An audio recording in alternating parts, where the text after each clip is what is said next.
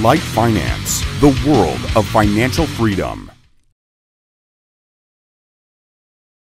Hello, it's Monday, 15th of November, so let's start the market forecast. And as usual, I'll start from discussing the weekly calendar, and from there we will go further to main topics for the week, and we will end with discussing the situation on the charts. So, okay, in terms of the macro calendar, this week will be focused on data about retail sales and inflation from major economies.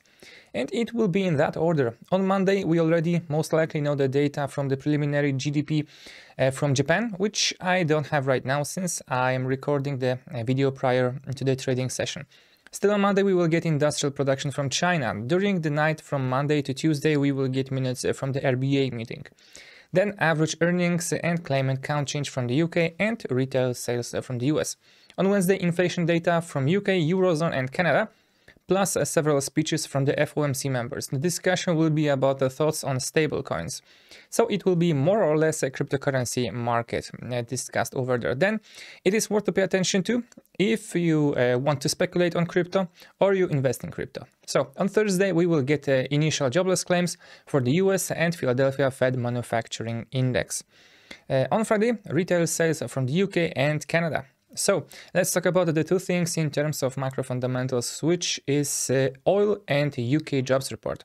So as for oil, the thing is that currently OPEC countries are not willing to increase their monthly output limit by more than they planned previously, which is a big problem for countries like US and China, which suffer from high oil prices.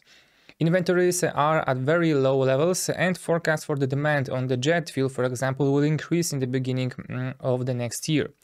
On top of that, President Biden has a problem with the surging inflation, rising fuel prices. So there might be two possible solutions to this problem. Either the US will team up with China, who also doesn't want to buy expensive oil, and they will coordinate releases of their national oil reserves, which could be a good solution. The downside to this is that it could not be enough to counter the market for long. A second solution to this problem is that the US will reach a deal with Iran to lift the sanctions. Either way, pay attention to the news concerning those topics I mentioned, because they might be the keys to the upcoming price moves in oil. So as for UK labor market recovery, it is tied to the decision on interest rates. If the labor market recovery will be strong, it will suggest that the Bank of England could potentially raise the rates in December. After this, we have inflation data, which also influences the rate decision. If the number will be higher than expected, it might suggest a hike even if we get worse labor numbers. Okay, so now let's move on to the charts. Let's start with the oil that sticks to the previous scenario. With the present fundamentals, the main goal may be at risk.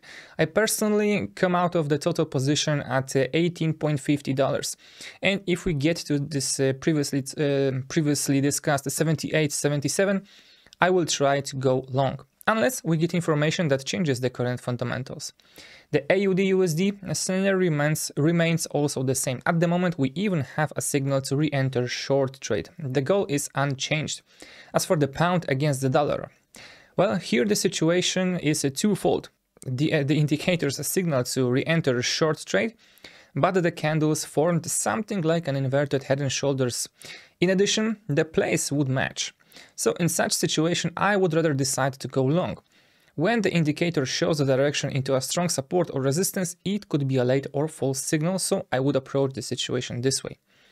With the CAD pound, we broke the support discussed earlier. We retested it a second time, and yet the price continues to make lower highs and lower lows, to possibly form a kind of a descending triangle that could herald a stronger south movement, a stronger movement to the south. Okay, that is all for me. See you next time.